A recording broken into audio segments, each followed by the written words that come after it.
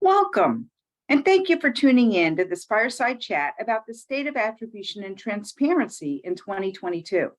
I'm Gail King with Marketing Evolution. We've partnered with Rudy Gran from Prohaska Consulting to shed some light on attribution. If your organization is struggling to address marketing attribution and media optimization, you're in good company. And while you might be waiting for an easy approach to suddenly materialize, sadly, there's no such thing. Even though we've all been trained by the MarTech industry to expect technology to anticipate and address our needs.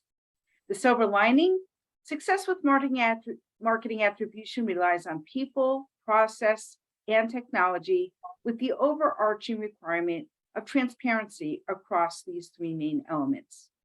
Achieving this isn't simple, but those who put in the work end up with a competitive edge.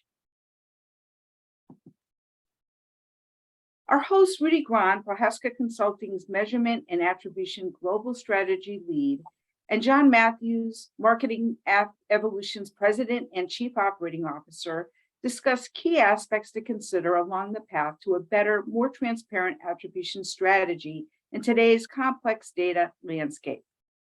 Rudy is a well-known thought leader in our industry. He has 25 years experience in marketing with emphasis on analytics, decisioning, attribution measurement, audiences, and optimization. Recent citations include Adweek, Morning Brew, Ad Exchanger, and many more. An alumni of Publicis, eBay, and Neustar Market Share, Rudy's clients have included Samsung, Verizon, J&J, Sanofi, HP, Stellantis, Pizza Hut, and Wells Fargo. Rudy is leading the upcoming measurement and attribution workshop in conjunction with Prohaska Consulting and the IAB this fall. John knows finance, marketing, and technology. Prior to Marketing Evolution, he headed up finance for a $2.5 billion region of Comcast. John has been deeply involved in marketing as a marketing strategy consultant and as a professor of marketing. John holds a doctorate in business administration from Harvard Business School. His research on how to best involve customers in software product development won awards from Harvard Business School, the Marketing Science Institute, and the Institute for Study of Business Markets. Marketing Evolution provides unified marketing measurement that's designed by marketers, backed by science, and made to scale with privacy-preserving artificial intelligence that enables faster implementation, access to real-time insights for planning and optimization, attribution, and reporting. Prohaska Consulting is an award-winning digital consultancy and a pioneer in programmatic media, with clients comprised of publishers, brands, agencies, tech, investors, trade groups, and governments. Described by clients as connectors, disruptors, and data leaders, Prohaska solutions are always future-facing, customer-focused, and consumer-led. Rudy is joined to build out their measurement and attribution consulting practice. Now let's join the Fireside Chat with Rudy and John. Gail, thank you so much for that lovely introduction. It's great to be with you here, Rudy. I hearing that client lineup, I'm compelled to speak a little bit for you, but certainly for myself. I mean, we've been at this a long time, and in a very good way, the love I know of both of our lives. And we're going to start that way with you here around organizational issues, really change management, navigation around transparency. And as the question says there, I don't know what you're seeing, but I'm sure you are. I'm seeing organizations needing marketing accountability generally, and media measurement and attribution and decision support systems now more than ever. Yeah, that is a long time. And dare I say it, in many ways, for many different reasons, we'll talk about some of them today, that goal still seems elusive. Yeah. For all of those out there listening to us who've gone through the school of hard knocks like we have in many ways, why? Why do you think so? I mean, it's a complicated problem because it's a people problem, right? I mean, whenever you're dealing with people, you're dealing with very complex inputs and outputs. I do think, and just to take it into the Wayback Machine, a lot of what we started out doing in digital in particular and the internet in particular was to try to sort of imitate the way things always had been done and just update it. And I think that's a normal human thing, right? But I don't think it necessarily worked out. I think it left us with a process in which planning is still sort of centrally done. It's done as a top-down process. There's sort of a generalist who sits atop the pyramid and makes a decision about how to allocate money to individual channels. But then the channels themselves are managed in silos. They're not centrally managed. So you have this allocation of assets that's top-down and centralized, but you have management of campaigns that is siloed and channel specific. And I think when we talk about measurement and advancing measurement, there really, instead of it being one or the other, it needs to be both. And it's really not like that. There's not a sort of central management of optimization as much as there is the siloed. And the way I think of it is when planners give budgets to folks in individual channels, they ask the folks in the channels, okay, if we give you $1 million, how many sales are you going to drive? When they make their projections for how things are going to go, they're just adding up the individual contributions of the channels, and that's how they prognosticate their success. Search will do 1 million, social will do 5, TV will do 10. They add them up and hey, 16 million. That's not central management of those outcomes, right? Those are, each channel sort of does their own thing in a silo, and there is nobody trying to make sure they all work together. Yeah, if you add them all up, you can get it to say 16, but you're not deduplicating that way, which is bad enough, right? You have no idea how many orders necessarily are going to be claimed by more than one silo. But worse than that, you're not taking advantage of the relationships between them by optimizing them together, right? So are you going to use this word unified? Because I think that's where you're going, right? Right. I would like to see more holistic optimization. Yeah. And I think, I'd maybe ask you, when you're in selling a holistic measurement solution, who are you selling to? Do you have to go to the individual channels and accumulate enough channels to get interest, right? Do you have to put together enough small channel stakeholders to make it happen? Or are you able to reach those folks who make sort of generalist allocation decisions? I'm guessing you have to have a contingency to deal with both, because there really isn't always going to be like a single owner for that, right? That's correct. I mean, you and I have talked a number of times, and maybe to bring it up here, I love how you talk about it in other settings. The idea here of the multidisciplinary leader who can see the whole thing, understand different channels, but to be able to bring them together. Is that something going on here? Yeah, I'm not to be too hackneyed with dropping in the hot takes and zingers, but the measurement is in everybody's job description right now, but it's in almost nobody's job title, right? Like everybody, if you touch marketing at all at this point, you are responsible for outcomes, and you're probably also responsible for measuring and optimizing those outcomes. There really isn't anybody in this ecosystem at this point that doesn't have to do some measurement of some kind. So all this work has been distributed, all of it's done for sort of specialized reasons, but there's no top level of accountability, right? As long as the projections are met, the job is perceived as being reasons I mentioned. That often means you've left a lot of money on the table. You didn't take advantage of your natural synergies. You didn't avoid your natural places where channels shouldn't be running together. So I would go back and just say that everybody right now is measuring, but they're sort of measuring for their own purpose. They're not measuring towards a single purpose. And that's not all wrong, right? Like incentivizing a channel manager by saying, hey, if you hit your numbers, you get a bonus. There's lots of benefit to that too, but I don't think anybody even is sitting in and weighing whether or not incentivizing channel performance versus incentivizing holistic performance produces a better outcome. I just don't think there's anybody with a job title that allows them to authoritatively do that. Right. So there's that, and then if we go along here, that around really the roadmap. Then I mean, to have this good leader, to have these good design parameters, et cetera. Well, what really matters then for success? How can marketers best lay out and communicate, therefore, a unified program's scope and success parameters? Yeah, I mean, it's accountability and transparency. And again, that's culturally not every company's culture is ready for transparency. I would, maybe to put it another way is, you have to have a culture in which you're agnostic and Darwinian, meaning you don't start with any prejudgment about where value can come from. You let the data tell you where the value came from, and you reward the things that work, and you don't reward the things that don't work. Culturally speaking, I mean, everybody can nod along and say that they like that approach because it's outcome-based. Everybody claims to like outcome-based things, but that's not how organizations are run usually, right? Like there's usually a lot of politics. And again, that's not a bad thing. We're going to talk, I think, I don't see there's any way we won't be talking about the role of algorithms in making decisions.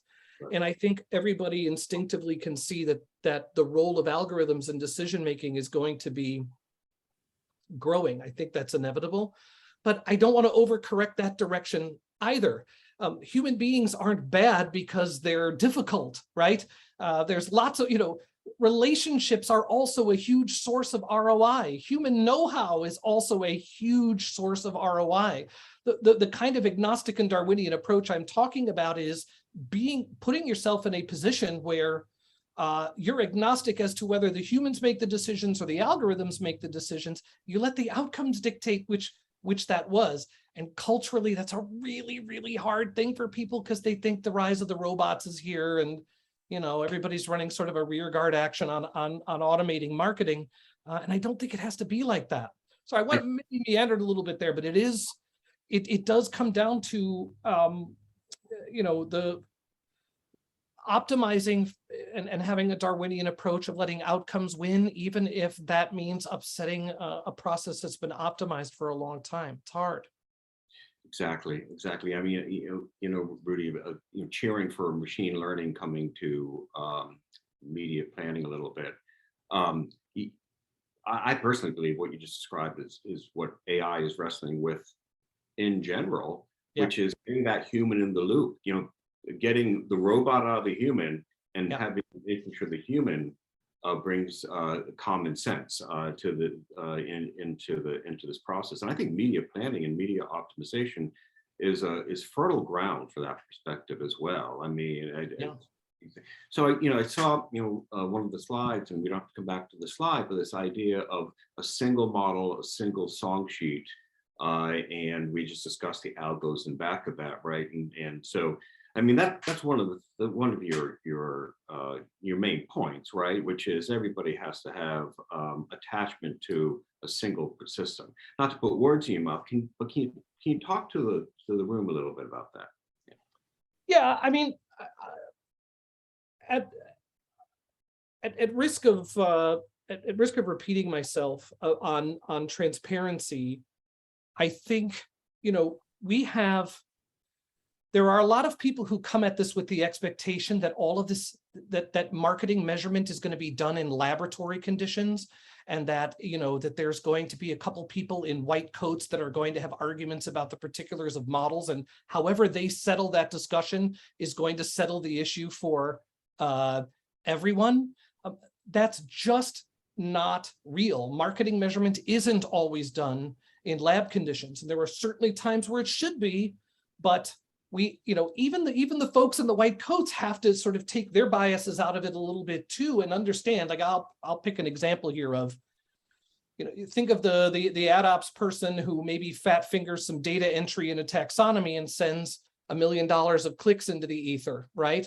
Having a relationship with a publisher that you can call up and get $1 million worth of make good is more ROI in many campaigns, right, than any algorithm is necessarily going to be able to generate. It's a balanced approach. It's allowing the thing that does the thing better to do the thing. And I think there's a continuum there. There are some decisions which, in my opinion, should be human-led from soup to nuts. And then there are some decisions that should be algorithm-led from soup to nuts. But I think probably most of them fall somewhere in between. It's going to take a while to get the balance right. Algorithms don't think like people. Building data sets that help human beings make good decisions, are fundamentally different data sets than the kind of data sets you build to give an algorithm to help the algorithm make the decision. Algorithms can see patterns people don't. And I think there's a lot of times they see patterns that humans can't understand. And that drives people nuts, right? It drives people nuts because they know it's working and they don't know why, which means they don't have control over it. Here comes that, that messy human being problem again. So again, I don't want to overstate the case there, but it requires a spirit of inquiry. It requires you to sort of step back and again, I don't want to take this in another direction too soon, but you and I have both been on the sell side of measurement long enough. I mean, think about why attribution, I'll pick on attribution here. Think about why attribution deployments fail, right? You have this huge sales process, you have all these expectations build up, then it takes 6 months for the data to come, and the data declares winners and losers. It ends up saying it's the equivalent of calling someone's kids ugly, right? The data will come back and say, this thing doesn't work and you used to think it did work, and this thing doesn't work and you used to think it did. Like when you do all of this work, like you end up having to make a call. And culturally speaking, one of the reasons I think these things fail is we aren't transparent from the beginning. We don't involve everybody in the process. We're not totally transparent about what the success criteria is going to be. And that makes enemies of measurement, right? When somebody comes back to you with a report saying that your entire channel doesn't work, you're going to attack the data, you're going to attack the vendor, you're going to attack the process, you're going to attack everything because you don't want to lose. That's a normal human reaction that can be anticipated and managed, right? And we don't do that because we're not transparent, we're not organized enough, and there isn't enough accountability at the top. Does that make sense? Yeah, it makes complete sense, and you're right. I mean, you feel as though my professional life is coming back to me here, and some of the frustrations and some of the happiness of it. But what you're really pointing to then is that how these conclusions are going to be arbitrated, so to speak, inside the organization and acted upon under what conditions by whom is really upfront table stakes type of activity versus this, wow, the technology is here and saying these uncomfortable things or these comfortable things. Now, yes. What do we do? Now, I might have led you to, at least my answer, but I mean, a short question. I mean, do you agree or have any sort of slants at that perspective?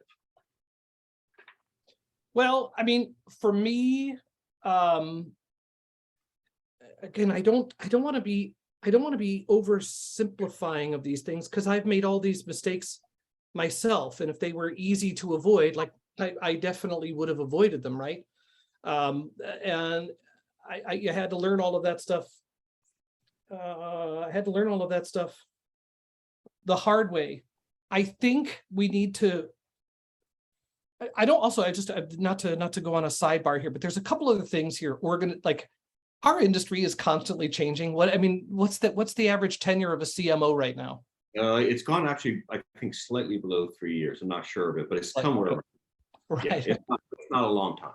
Yeah. Right. And so all of these high touch, highly detailed measurement processes that people are undertaking in the best spirit require like a continuity of leadership sometimes, for example, that isn't there. Halfway through a deployment, you can have a completely new management regime come in. If you have turnover on your ops team during this time, you are looking at incredible difficulties. Ops is the love language of measurement. There's no way around it. Like those are your core fundamental processes, and there's chaos in a lot of these marketing organizations where these things are happening. So like, I don't want to oversimplify things because there are externalities like that. It's one of the things I always come back and say, technology at this point usually isn't the problem, right? It's not that the tech can't do it. It's not that the tech can't be made to work. It's that it has to work in a condition where it's Thunderdome all the time. Everybody's competitive for budgets. And that can play out as sort of as toxic. And I would maybe, that's a negative way of saying it. I don't mean it that way. it's a lost opportunity. Every person who's watching this, or every person who's even peripherally concerned with this sort of thing, is in a growth industry. Marketing should be growing for years and years to come. Anybody who's working in analytics, measurement, data science, those are all high growth industries for a long, long time in front of us. There should be no reason why there isn't enough here for everyone, right? But you get entrenched, you get your fiefdom, you have the way things have always been done, and it's just easier and comfortable to keep those things. We have to find a way to sort of lower the temperature in the room, lower the stakes a little bit, make it more okay to be wrong, make it more okay to fail in public. This is the transparency. This is the mandate for transparency. We can say transparency all day, but if you do not have a culture which allows people to sort of grow up in public, transparency can become a liability. It can be weaponized. And I would say that's the thing we have to work on first. And I know that's not a problem necessarily that somebody on your side of the equation can solve on your own, but I don't see how we get to the place where we're going if we don't solve a little bit of that, right? I say this in a sentence or two after many years at being an advocate for decision support systems and marketing. Change management, so to speak. In other words, teamwork, and what we had discussed before of the delineating of human decision making and where the machine can just be its own robot. Yeah. Is really the hurdle for the biggest cautionary tale. The other one is, I mean, and we had that slide up there around cautionary tales, is that I would be surprised that for people who are witnessing us today and thinking about it as well, that many of them are on their second or maybe more cycle through winters of measurement, and maybe through, dare I say it, even platforms they have used, right? Yeah. So there is in our industry right now, I think, a properly a maturity, I should say, that has come to it, and I want to make sure that we do talk about this tech.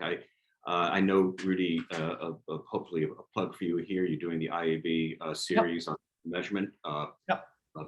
Everybody watching, please sign up for Rudy's programs. They're fantastic, sponsored by the IAB. An IAB study recently struck me. It struck me.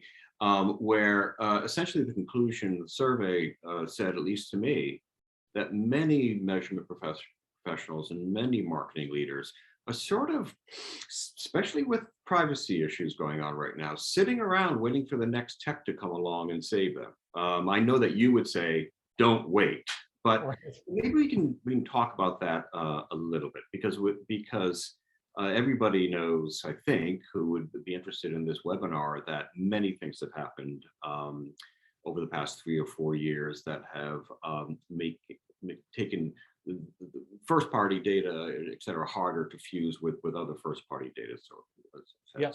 So balance here is probably a question coming. My question is balance between having tech and marketing science come to the rescue, which I know is happening. Marketing is doing that, frankly. And also have just persevering and knowing that today is the day, and today is going to need a measurement solution.